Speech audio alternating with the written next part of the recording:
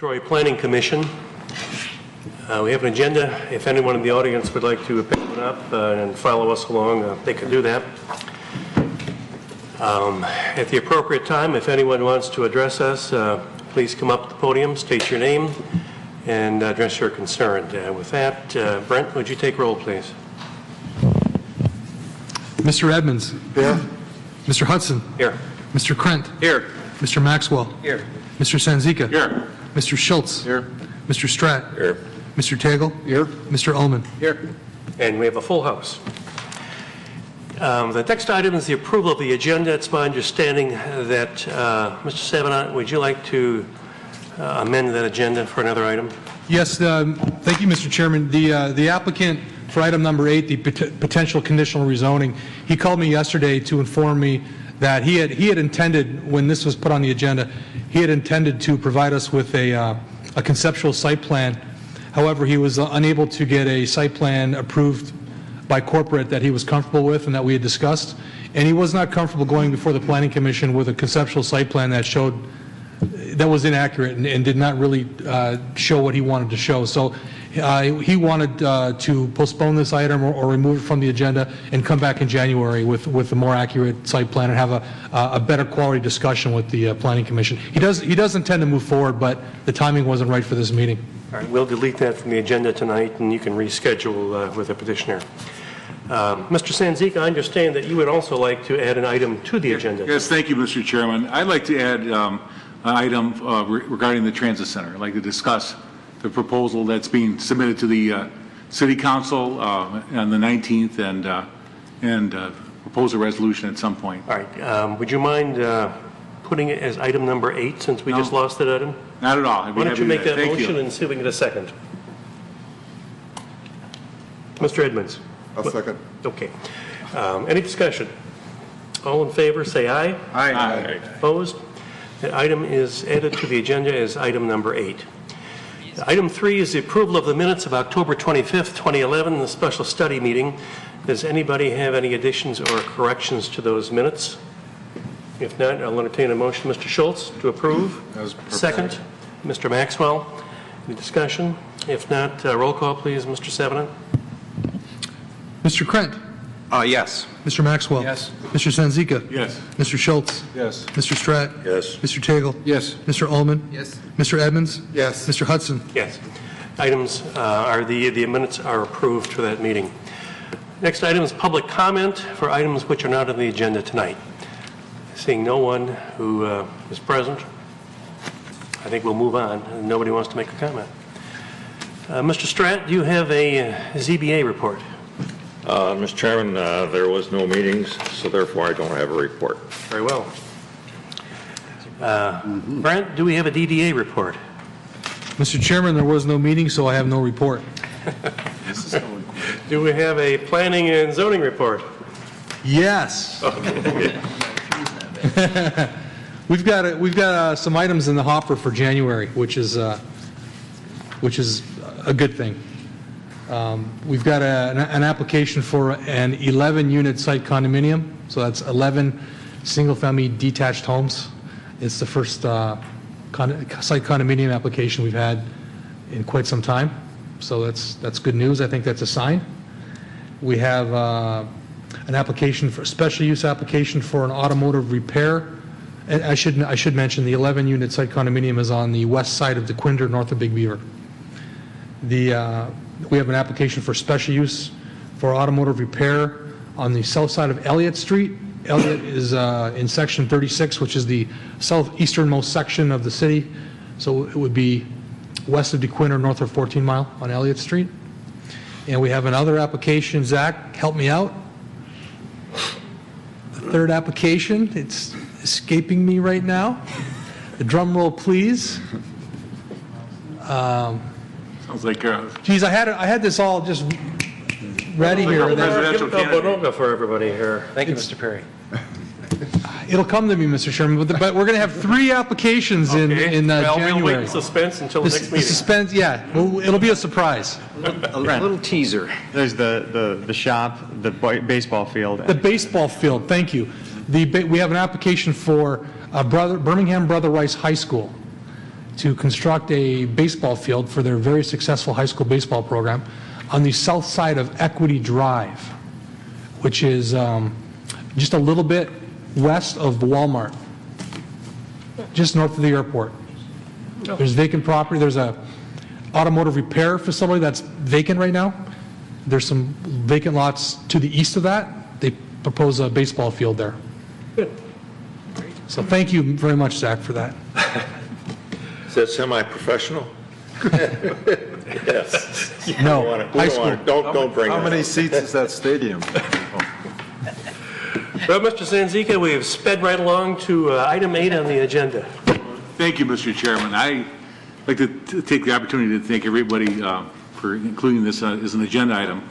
As you know, the issue of the transit center has come up front, and as I understand, there's the critical date coming up for the engineering and architectural contract to move ahead with the transit center. And I understand that the city council has asked for public comment, and the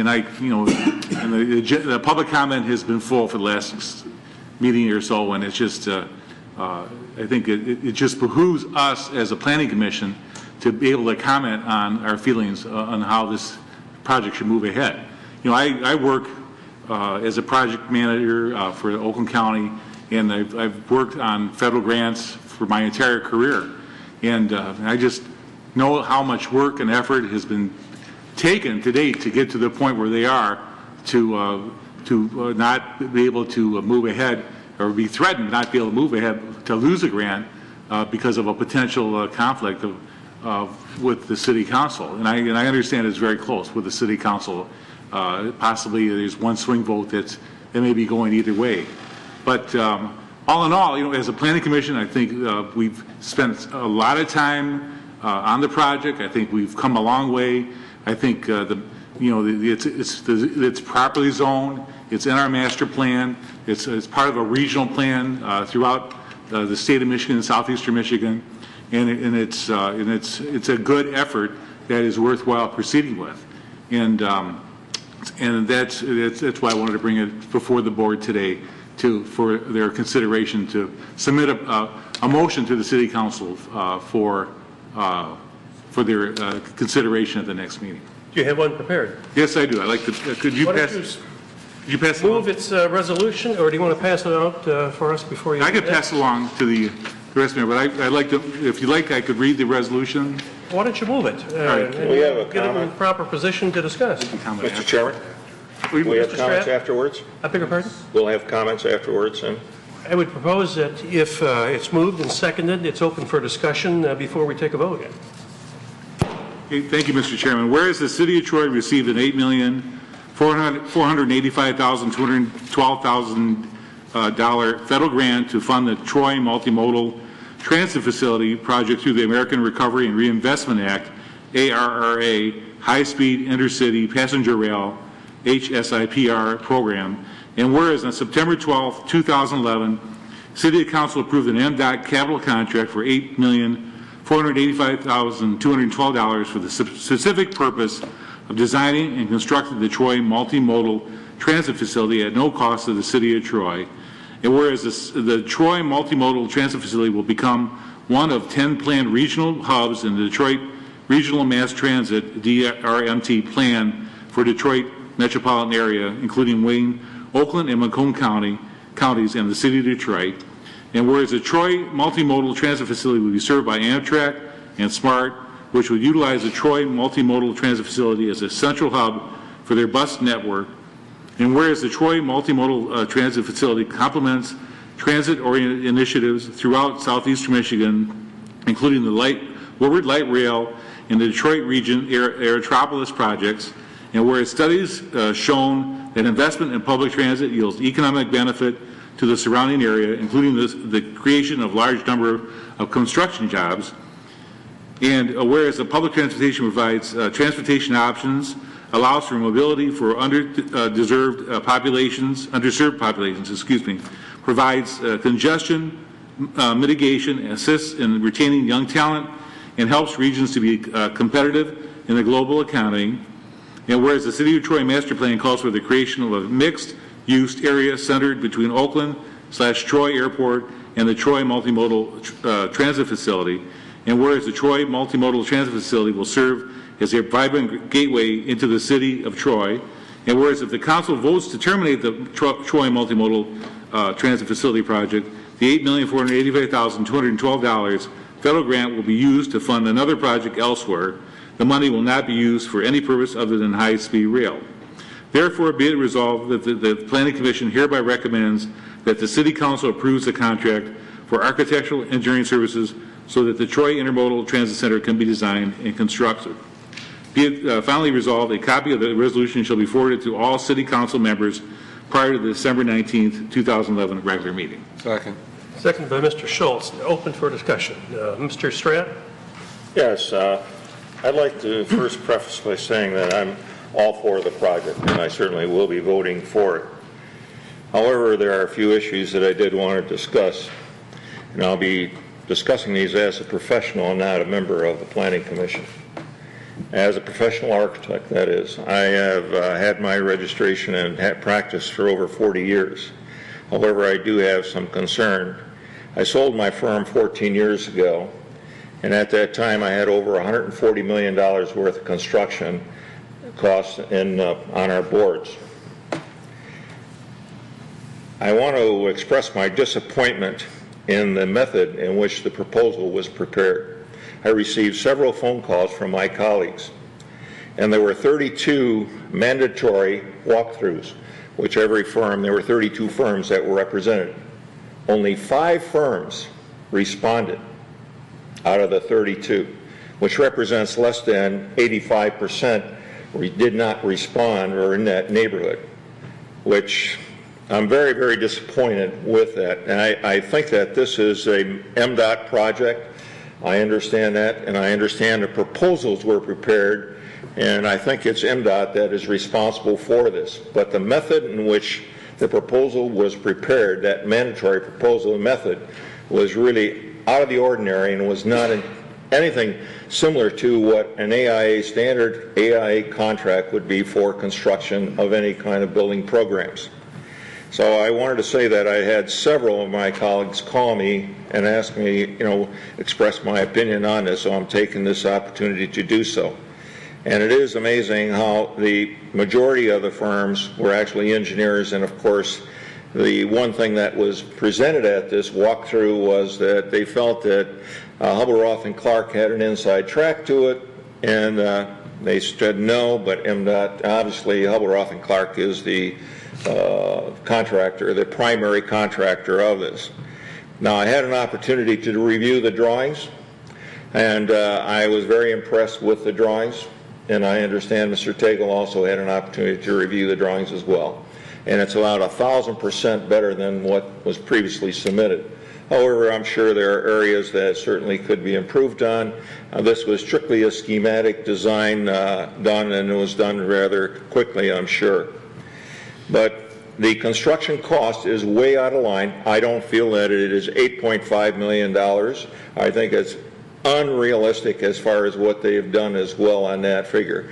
But as I said before, this is what my colleagues, I'm just expressing, not as a commissioner, but as an architect.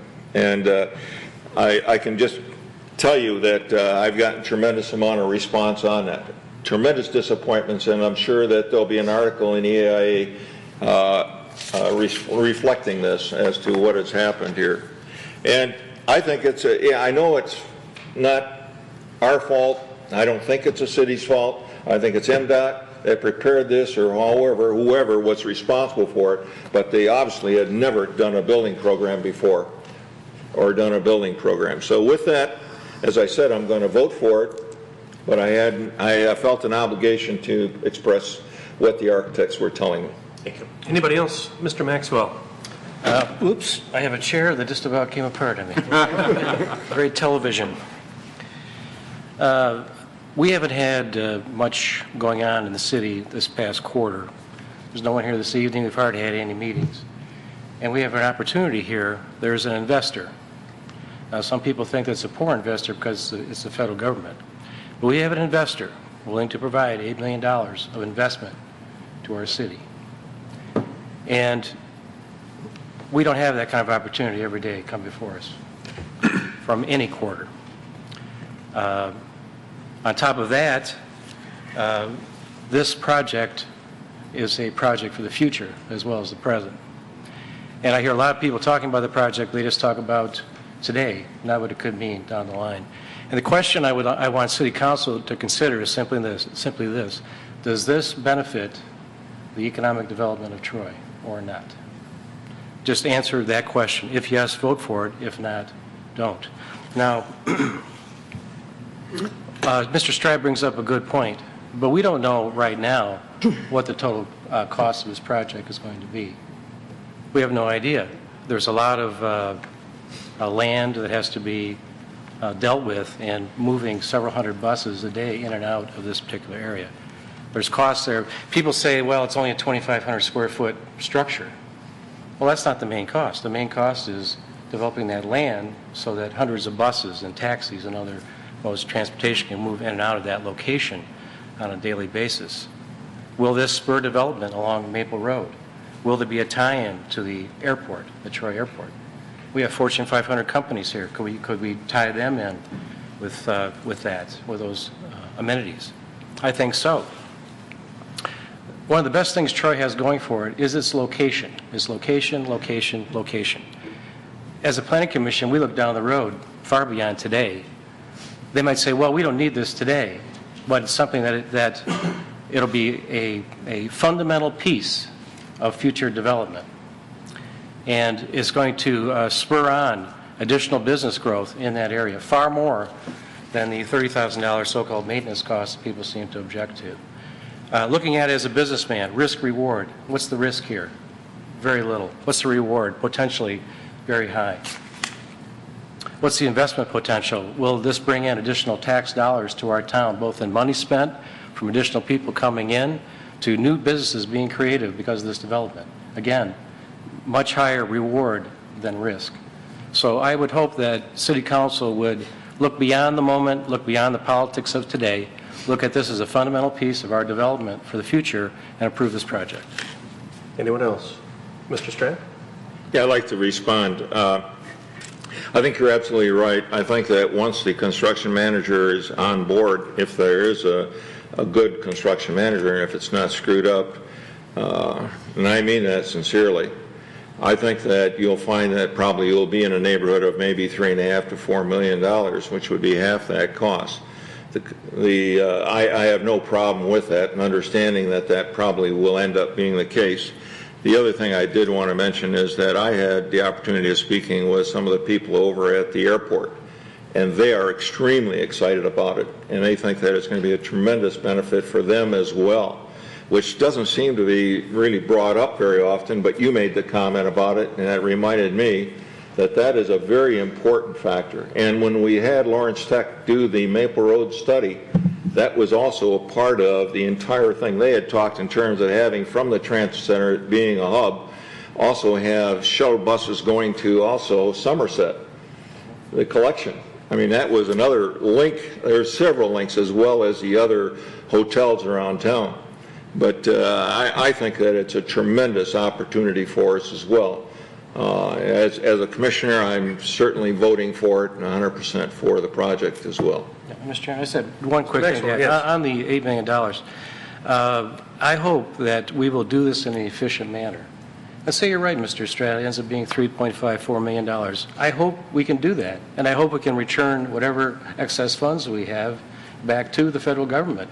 I wouldn't turn it down out of hand because we think the amount they're giving us to start with is too high. I would say let's build it and build it in an efficient manner, and if we have excess, let's be an example to people with these kinds of projects and then turn that money back. I'm all for efficiency and we should have it, but to just dismiss it, I'm not talking to you directly, Mr. Strad, I'm talking to the people that have opposed it for that reason. That let's look at it in that manner. Mr. Strand? The thing that I would not want to see, and back in the 70s, I did the first solar energy building in the state of Michigan, and I was appointed by the federal government to review grant proposals for the 7-state region. So I know a little bit about energy conservation, but I really am not pleased with what we first saw with the all the energy items that they were talking about, taking the rainwater and using it to flush our toilets and those kinds of things. I did the first solar energy building, and I'm going to tell you, the staff, and I'm not going to tell you where, but the staff, and it was a public building, literally almost sabotaged that building. Now, because they don't know how to manage it, and it was too sophisticated for them to manage it. Now, we supposedly have $30,000 to maintain that building.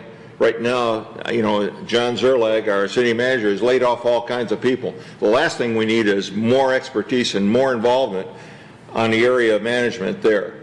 We need a simple, very simple building there, and I think that's what I understand is being produced right now. I don't mind the green roof. I think that's great, and I think there is a payback for that. But some of the other trivials that you were talking about, that's just spending money, I'm not at all for it, and I'll voice my opinion on that. Ready for a vote? We got a quick comment. I'm sorry. Mr. Kemp. Brent, yes. I just want to pass these down. There's 2 sheets there. You know, when we look at this, I'm going to pass it this way. I'm going to keep this one sheet for myself for a minute. When we look at the this project, so many people are thinking it's just a Troy element. This is actually an element in a huge plan for southeastern Michigan. This is not just for Troy. It's one of 10 hubs that will be created throughout southeastern Michigan. And I think it's easily seen from the map I just passed out that Troy becomes the hub for this area. And I just wanted to let people know that the smart bus system will create new routes going from various cities around Troy, having a direct route. That means you don't have a transfer, you get off on another bus to get to our hub. It's a direct bus ride from your city to the hub. And I'm just going to rattle off the names of the cities that will come, again, directly to Troy. Auburn Hills, Berkeley, Beverly Hills, Birmingham, Bloomfield Township, Clawson, Clinton Township, Detroit, Ferndale, Huntington Woods, Oak Park, Pleasant Ridge, Pontiac, Roseville, Royal Oak Township, Southfield, St. Clair Shores, Sterling Heights, and West Bloomfield Township. So we become a major link in a transit system that will be able to take people directly from our base in Troy right to Chicago. And I did a quick cost analysis as far as what the cost would be if you took a train from our new Troy regional hub to Chicago and compared it against other forms of transit, namely airplanes and cars. And the one-way air flight from Detroit Metro to Chicago is about $170. A car ride's 300 miles roughly, and at 55.5 cents a mile is what the IRS lets you deduct for mileage. That comes out to about $166, and right now that train ride from Birmingham station to Chicago is $60. So there's right away a cost advantage. There's an energy advantage, a large one. The energy used for the train going from Troy to Chicago is about half the amount of energy used for cars and airplanes. And also the other benefit to the traveling person is that your time spent on all of these modes, either cars, an airplane, or a train from door to door, I'm talking from your door to whatever door you want to go to in Chicago, is roughly 5 to 6 hours. And in an airplane, a lot of that time is taken up through security lines and other waiting that you really can't utilize that time other than stand. In a car, obviously, you've got to focus on driving. But on a train, you can sit back, relax for those hours, catch up on work, read a book, do what you want. It allows a big savings of your personal time. One other thing I want to bring up is, again, the idea that this is something bigger than just Troy, and that's the Governor Rick Snyder's plan for the southeastern Michigan infrastructure development. And I just wanted to read a couple quick excerpts of Governor Snyder's paper on this. He addressed it to Michiganders and the Michigan legislature. And what he says is, over the past 10 months, we have taken important steps to turn Michigan's economy around.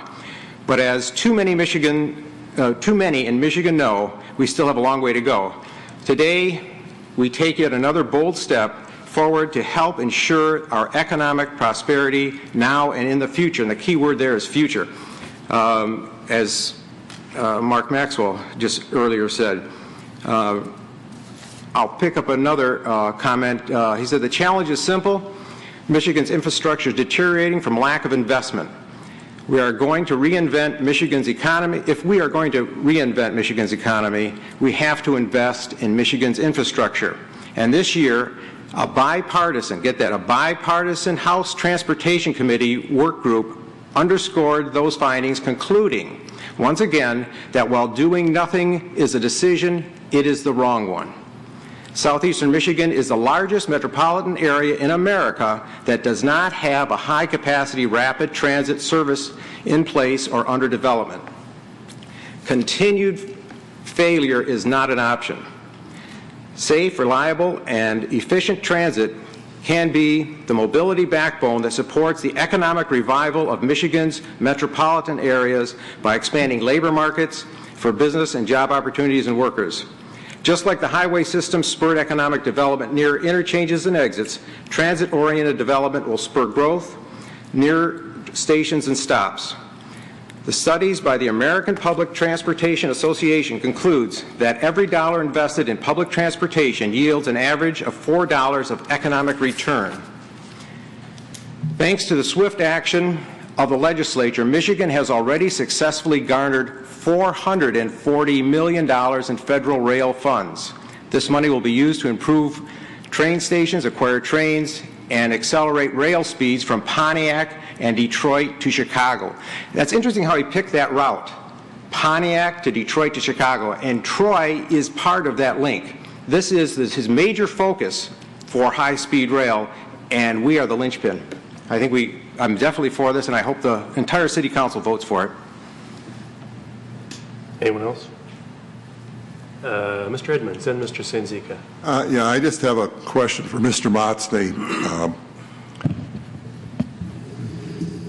Can you refresh our memories as to what the current status is of the Grand Sackler lawsuit? Yes. Going back to the circuit court ruled in the city's favor and denied Grand Sackler's request for relief. Grand Sackler filed an appeal with the Michigan Court of Appeals. The Michigan Court of Appeals dismissed that appeal on the basis that they filed it incorrectly, essentially. They filed what was known as a claim of appeal. The Michigan Court of Appeals said that because this was an actual post-judgment case, they had to file an application requesting leave to appeal. So currently, that's been dismissed by the Court of Appeals, but Grand Sackler has filed a motion with the Court of Appeals for reconsideration of the Court of Appeals decision, and that's the current status. And just to follow up, and there's no time limit on how long the courts will take to respond to that? The Court of Appeals, I believe, has actually set a schedule, and we have a briefing schedule, and they've asked for a reply from the city, and the city is working on its reply to the motion for consideration. So, unlike the circuit court, the Court of Appeals will probably make a timely decision. And just one further question, if I may, Mr. Chairman. Should the City Council reject this grant, and do we lose title to the property then? That's a complicated question because the consent judgment says we get the property as long as we fund a transit center. If we're no longer funding a transit center, then it can't help our case. I guess that's the best way I can answer it at this point. Thank you. Senzika? No, I just wanted to just make one comment. We've come a long way since we first had our meetings with the city of Birmingham, our joint sessions.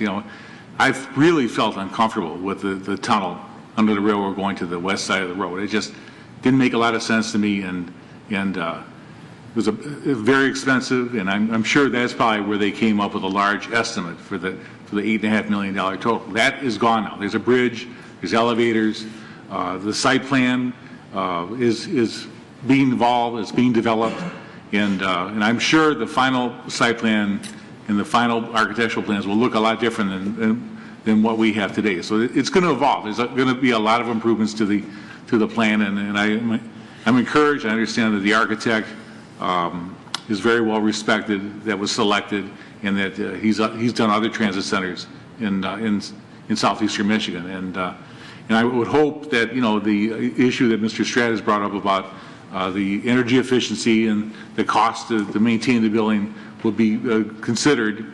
And I'm really encouraged that we're going to have a workshop to be able to contribute. You know, we have a lot of expertise at this table, and two architects and engineers and several other engineers and people that have a lot of experience in building and operating buildings. And I'm encouraged that we have the opportunity to comment. We'll be able to comment on the future projects. So at this point, you know, I think we're at a point where it's a turning point. I think we have to really encourage the city council to move ahead and to take advantage of the opportunity that presents us. Mr. Stratt? Yeah, I just want to make one comment in terms of clarifying. I've heard a lot of rumors as it relates to why Birmingham actually got off the not being a part of the partnership with us. And I did have an opportunity last week to talk to one of the council members in Birmingham, and he again reiterated the reason why they backed out was that the property that was in question that they needed actually was for sale. Then it was mandated by the proposal that, or the grant, that they had $280,000, I believe, that plus or minus that kind of a figure, that they could purchase that property for. And Herb Lumber, I think it was Herb Lumber that owns that property, wanted $900,000 and would not budge, and came down to $850,000. And that's when they backed out. They said they cannot put their own money into it. They would not put their own that much money into the project. So it was not because of some of the rumors that I heard that they didn't think it was wise, etc. They're all for the project, from what I understand. Mr. Schultz? I just would hate to see this opportunity fall through. The high-speed rail is committed to between Pontiac and Chicago, and the only parallel I can come up with is if 50 or 55 years ago Troy had decided they didn't want I-75 running through their city, Troy wouldn't exist today. If it weren't for the federally funded highway going through our city, we wouldn't be the fine city that we became. And I would hate to see the one opportunity we have to get on the high-speed rail link between Pontiac and Chicago missed, because we're not going to be able to turn back around in 2 years and say, oh darn, we made a mistake, we need that money and we'd really like to build a transit center. This is the only opportunity we're going to get, and if we don't build it here, that money is not going to go back into the federal general fund. It is going to go to another community to build a transit center. And I would certainly rather see it built here than somewhere else. I'd like to suggest also that, well, we all know this should be articulated. We spent approximately 2.5 years with input from our community, our paid consultants, the city staff, with many public hearings, in crafting a new master plan after the old one had been around 50 years. And this was one of the core elements in that master plan. That master plan is our roadmap to the future. And this transit center is consistent with our planning and visioning for the city of Troy. And I think it's a terrible opportunity to be blown. Let me rephrase it. It's a great opportunity. It'd be a tragedy to be blown. Anyone else? If not, I'm sorry, Mr. Tagle. Yeah, just a couple of thoughts. I've heard many of what you said tonight from a lot of people, and I support everything that's been said tonight. But I do want to say that the city needs to step up to this in a way that they need to take charge of this project and they need to move forward. We're talking about the cost of a project. There are a number of safeguards in the contracts that are going to be signed with the construction manager, with the architects and engineers, so that there is not an excess of money spent on the project. And the city needs to step up as a leader to show other communities, to show the design teams really what needs to get done. And there are certainly ways. I've seen the plan, the new plans, the proposed plans, and hands down, like Tom said, it's 1,000% better than what we've seen thus far.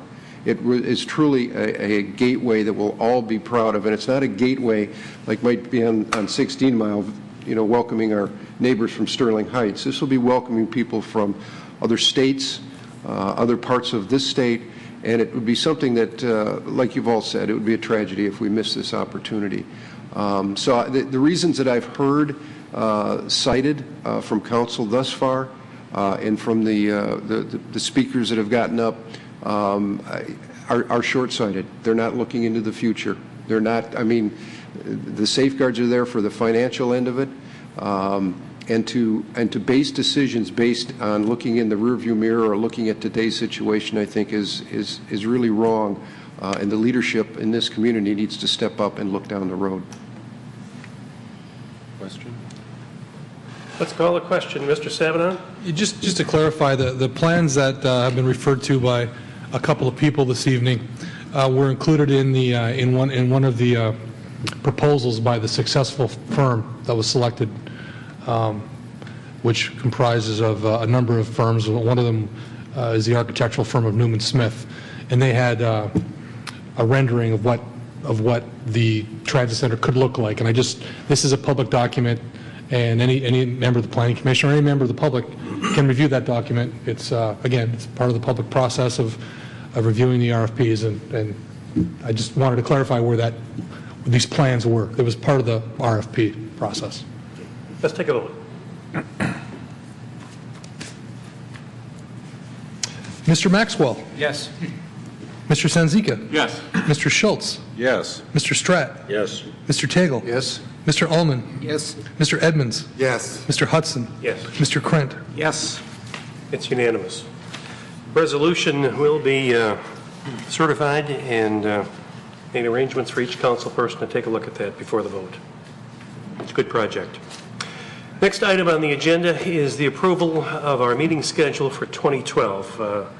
Sabanon, do you have anything to say about that, other than what was put in the package regarding the dates and Yeah, not a lot to proposed add. resolution? It's a standard action that the Planning Commission takes every year. Would somebody like to move? Mr. Schultz? I would move the resolution as prepared. Support. Mr. Tagle. Any discussion? A roll call, please. Mr. Sanzika. Yes. Mr. Schultz. Yes. Mr. Stratt. Yes. Mr. Tagle. Yes? Mr. Ullman. Yes. Mr. Edmonds. Yes. Mr. Hudson. Yes. Mr. Krent. Yes. Mr. Maxwell. Yes. We have a schedule, and it'll be published. Next item is an item I asked to be placed on the agenda. I don't have to tell this Planning Commission that we're the visioning part of the city of Detroit, and our job as a Planning Commission is to look in the future and plan for the future. But it occurred to me that we've spent a lot of time doing a new master plan, getting a new zoning ordinance which complements that master plan, and trying to set the pieces in place for future development. But I guess I would like us to kind of do a little inward inspection tonight as to what we're doing and how we're doing it. And I've got 6 questions I think I'm going to pose, and we don't have to answer each one individually, but maybe it'll focus our thinking on a discussion on the commission goals. I'd like us to re-examine what we're doing as a commission. How well are we doing it? Can we do it better? Can we outline next year's work and accomplish it? Shall we meet annually with our city council and exchange ideas and assess our objectives? Shall we consider having a public forum once a year open to the community to come in and tell us if they've got something in mind that maybe we're missing, haven't looked at, overlooked? give us their thoughts on what the city's planning should be taking into consideration.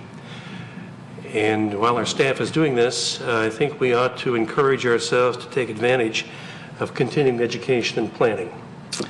And lastly, this is maybe an ad hoc thing, but I think when we pass items like this resolution, the transit center, it maybe, in this case, it was unanimous, but I always say that the majority of this commission, we all speak as one, regardless of the vote, that you might want to consider designating one of the planning commission members to appear before the city council and give a little background or encouragement on some of the resolutions we think are important for the city of Troy. And with that, sort of a little free discussion. Don't wait for me to call on you if anybody's got any thoughts or different ideas. Mr. Schultz. Oh, I'm sorry, Mr. Tagle. Even before we get into the meat of the discussion, I would applaud you for bringing this forward. I think this is a great idea, and I think all committees or commissions or groups of people need to evaluate how they're doing, where they're going, and how do we get there. So thank you. Well, thank you. Mr. Schultz? Or are you just pointing to Mr. Tagle? Okay. Anyone? Mr. Edmonds. Well, I'll go first. I think you've raised some really excellent points, Mr. Chairman, and in terms of resolutions that we pass, like the one we just did, I would certainly hope that, at least I would certainly nominate you as the chairman of this group to present this to the City Council at that at the next December 19th meeting. I think you represent us, and I would hope that you would consider doing that. I also applaud all the public participation. I know having a public forum, I'd be certainly open to that, and I think it is important. I think it's representative tonight in no audience that we're not a high visibility type group, but yet we are the visioning group for this city, and I think you've nailed it right on the head. Let me suggest, I appeared, I think it was 2 weeks ago before City Commission as an individual talking about the master plan, and I'm just wondering, they may or may not know I'm with the Planning Commission, but maybe another face from this commission would be a little more important than seeing the same guy reciting pretty much the same stuff I told him 2 weeks ago, even though I did get cut off. I saw you, and I thought you did a remarkable job under the circumstances. I think it's different if you introduce yourself as the chairman of the Planning Commission and made those same comments. I'm going to do that, but that was just my thought. Thank you. Okay. Anyone else? Not necessarily on that topic, but Mr. Maxwell. I just want to comment. I really would like to see us focus on business incubation and business development as one of the key things that we do. I think we should develop some sort of plan that would engage us and involve us more with the business community and developers, and come up with ways to help them expand the businesses here or bring new businesses in. I think we need to have forums to generate new ideas for redevelopment. And I think we need to develop, continue to, we are making things easier, but we need to continue to make things easier for business people to do business startups here. I think if we keep on pushing that Troy is open for business, and we develop some tools that will help especially small business people, in addition to the large companies, either expand here or come here, I think that would help us all. So. Mr. Stratton and Mr. Holman. Yeah, I'd like to just throw something out. One of the key things that I really would like to see us do is establish where do we want to be? What is our master plan? Where do we ultimately want to be as a community? There's a lot of visual pollution out there. And I think I also mentioned that again to Brent, and I'm concerned about signage. We have all different kinds of signs, all different colors, everything is all over, it's a hodgepodge, and that's a reflection on us. It's telling an outsider what we are. nothing but a house, a hodgepodge. Our lighting level is the same thing. We have, there are certain things that if we want to create an image, and I mentioned this to the city manager and I mentioned it to Brent as well. I said, do we want to be like Birmingham or do we want to be like Bloomfield Hills? The city manager said, we want Bloomfield Hills to be like us. We want to be leaders, not followers. But that's the image that I'm saying. What would it take for us to get? What are the steps that are needed to accomplish that? And where do we want to be 20 years from now? And I think Mr. Tagle mentioned that several meetings prior. We should have a master plan. Where do we want to be at? And how do we get to that point? Image. I'm talking about image. I think that would be something. And I'm sure that perhaps, like, I don't know who mentioned it, maybe the chamber would be interested in being a part of this and understanding where we want to be. And we know somebody who's leadership of the chamber this year. Mr. Tagle? Yes. That doesn't require a response, that's all right. Okay. Well, I will respond in the sense that the chamber would be more than welcome to participate in this because we're working very hard, as you can imagine, to get new businesses to come into this community. And the more we can work together, we've had some meetings with the city manager and with Mark Miller and with Dick Carlisle. Michelle Hodges has, just because to look at this economic gardening and see how we can work. But certainly with the Planning Commission, I think that would be a wonderful idea to start to dialogue together and see what we can come up with. Mr. Chairman, may I respond? Let Mr. Ullman speak, and then you can make a response.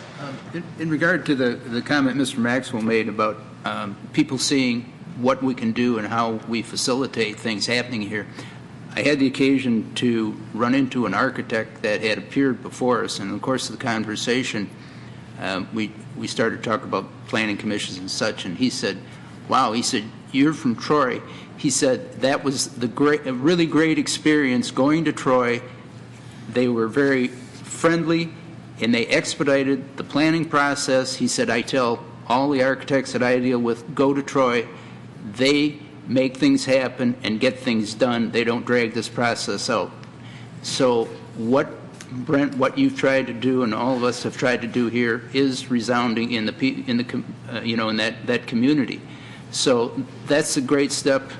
But now I think you're right, and we need to find a way, as John's doing, to get the rest of the community to know that we can do this sort of thing, because I've also heard negative comments from people that from times past had a very difficult time. And I actually spoke to the person and tried to persuade him to bring his business. He was moving out of Sterling Heights, and tried to get him to bring his business here. So we have to make that known that we are a place to go, and we will help them out, as opposed to being an obstructionist body that formerly, unfortunately, we had a reputation for in some quarters. Mr. Stratton? I just wanted to cite you an example of what I'm looking at. We just got through going through a study on Rochester Road. They just spent several $1 million in renovating Rochester Road. And yet they put in and ignored the comments that we got from a Big Beaver study, and we have those highway street lights, or lights up there all over, down street lights, all the way up and down there, instead of having the coach lights that we really want. I don't know if you people, I'm sure many of you have gone down Adams Road or in Avon. That environment, that could have been done. That Rochester could have been just beautiful at night. But to me, it's nothing more than an extension of a highway. It's just horrible. We've got to get on the board, and we've got to, how do we get to that point? That's a part of the master plan that I'm talking about, or at least where do we want to end up? What is the image we want, and how are we going to accomplish it? Lighting is very important. And I'm sorry, I don't mean to be on my soapbox. Well, that's all right. I like your soapbox occasionally. Yeah. Mr. Edmonds? Well, I think the idea of maybe we need to have a visioning forum, a study session, just our group, and listen to the community input too. I think what we're talking about is where do we want to be 30, 40, 50 years from now. I certainly will not be around, but I think it's really a good strategy to begin that. I think that's a real good idea, and maybe we can combine that with our city council. We have new members on there, and that'd be a good opportunity for us to talk about our visioning and get their input as to where they think the city of Troy should be. Yes, sir. If I could slightly contribute, I would say that I would recommend that you set a conversation like that against the backdrop of your master plan, because your master plan is, in essence, Well, as a matter of fact, I think our master plan requires we review it annually. Annually, every 5 years you need to take some sort of formal action indicating that you have reviewed it, and either you've decided to take action and revise it, or you've decided that it stands pat and it's serving the community well. It triggered in my mind when you mentioned it during your transit center discussion. The master plan wasn't the first time that the city as a body had decided that transit was a direction they wanted to go. As you recall, the master plan, the impetus for the master plan, which was our first one in decades, was based on the Troy Vision 2020 project, which was a community-wide effort that included people of all political walks, and it was a very comprehensive effort. A major portion of that, I just happened to be looking at it over the last few days, incorporated comments about transit and, affordability and all these things for all different walks of life. A lot of that made it into the master plan, which was basically based on that. And we even have, a future land use category specifically geared around all that entire concept. Maybe that's something we can do next year. Have a session on visioning, inviting council, the old members of the 2020, anybody in the public that wants to appear, Chamber of Commerce, and then in instance have a community forum on here's where we've been, here's our plan, does it need to be changed? If so, how? And get everybody on board. Maybe that's something we can think about, Brent, during this coming year. I think that's a great idea. Again, with backing up what Zach said, I think it's important and actually required, mandated that communities revisit their master plan and ensure that it's still relevant. And I think the timing is fine. And I also like your idea of establishing some planning commission goals for 2012 moving forward. I think there's a lot of merit in those ideas. Mr. Krant? I just want to echo the words of this commission and thank you for bringing this forth. I think not only a session with the public, but then we have maybe a series of study sessions among ourselves to refine and put real resolution and teeth behind their thoughts and our thoughts so that we do have a concrete plan going forward. I think it inspires me to think right now to what I can do, and I just thank you for doing it. Well, the session of free-floating thoughts is maybe a good way of brainstorming and getting it done. Mr. Schultz? I think there are a number of things. I applaud you, by the way. There are a number of ways that we can build the strength of the city. One is developing better internal relationships and knowledges with existing departments within the city, like economic development, engineering, and building. City Council for sure. ZBA. Then there's the community, both residential and business, the Chamber of Commerce, and I don't know who, but I'm sure there's someone erudite enough in this room to figure it out. I don't know whom it would be, but maybe, like Mr. Stratt's comment about the highway lights, maybe we need to sit down and find somebody that'll talk with us at RCOC and MDOT and say, this is our vision for our community, and we have 2 roads in our community that have freeway lights on them, and it seems like every time a road gets expanded, that's what we get, because those are both roads that are not controlled by the city of Troy. So I think there's enormous possibility to build partnerships and understandings, and it will take effort on our part, but I think it can be done. Mr. Tagle? I'd like to add on to what Bob has just said, and over the years, I think we've all seen examples of this where the business community and the residential community seem to be at opposite ends of many, many issues. And I think we can play a key role in educating those groups as to how they can both help each other so that we can build a stronger community. I really feel that a lot of the residents don't understand why and how Troy got to be as strong as it was and why we as residents benefited from the tax dollars that the business poured into this community and it got the services that we got at the rates we as residents paid. And now that the economy is flipped, so has the percentages. But I think if the residents understand that the business community isn't the bad guy here, it's the business community that can really pull this city back up. So I think we have a great, to your point, Bob, a great opportunity to promote that education and help people understand that. Mr. Stratt? See, piggybacking on both the conversations again, one of the key things that we talked about is walkability. But the key culprit to that is our speed limits. And right now, you go through Birmingham or you go through some of the other areas, their speed limits are far lower than what we have. We have highway speed limits on ours. And that's something that we have a conflict with, I think, even with the County Road Commission as well as our own departments. And somehow, we have to get our point across. What do we want to look like in 20 years or 10 years? And how do we accomplish that? Do we want walkability? Well, we've got to look at speed limits too. And I understand and I can appreciate perhaps it's going to cause congestion. And maybe the residents are not going to like that. And they're going to blame, again, all the commercial businesses that are causing this congestion. But that creates the ambiance that we want. We want that walkability. Michigan Avenue in Chicago, you're bumper to bumper. It's not a highway. So, that's something, but it's going to take an education, and we're going to have to educate our residents as well. Is that where we want to be? And how are we going to accomplish that? Sorry. Well done. No, this was a good discussion. I think that it's a beginning of a process. Mr. Ehrlichman? In regard to speed limit, I live about 1.5 miles from M59, and since the speed limit has been raised from 55 to 70, it is amazing how much more noise there is because everybody's doing 75 or 80 versus 60, say.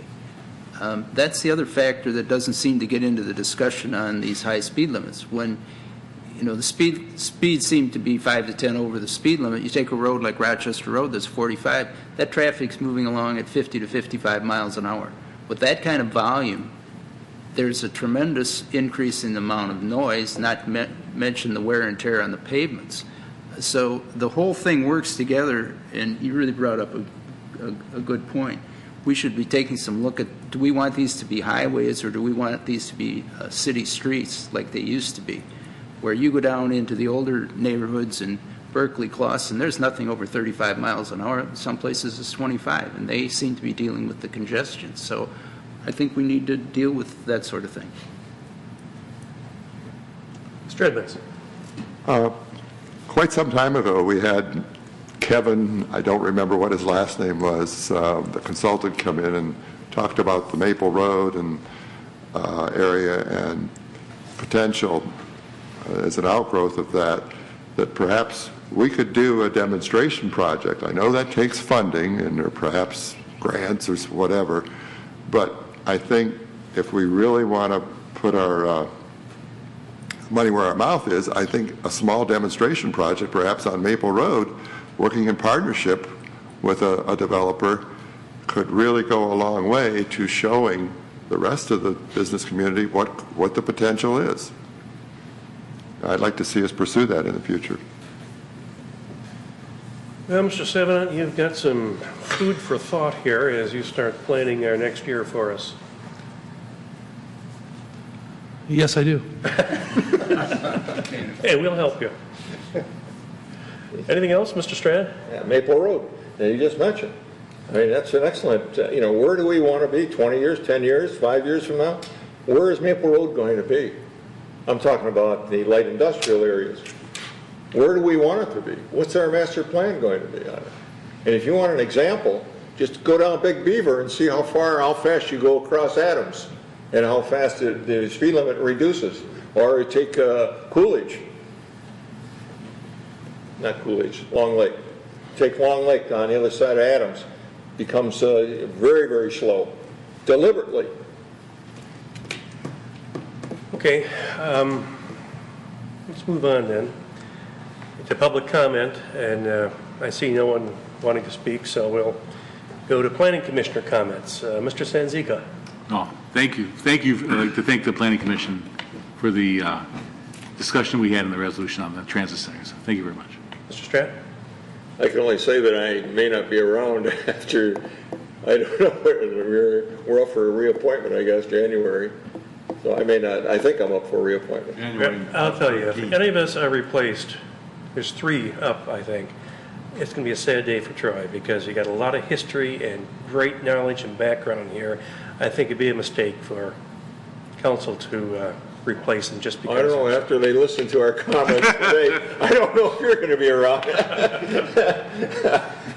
Remember, it's a mayor appointment. Yeah, I understand. Mr. Edmonds. Yes, on the, I understand we have a new economic development specialist. Would it be possible for us to have him come and speak to us at one of these meetings or one of our study sessions?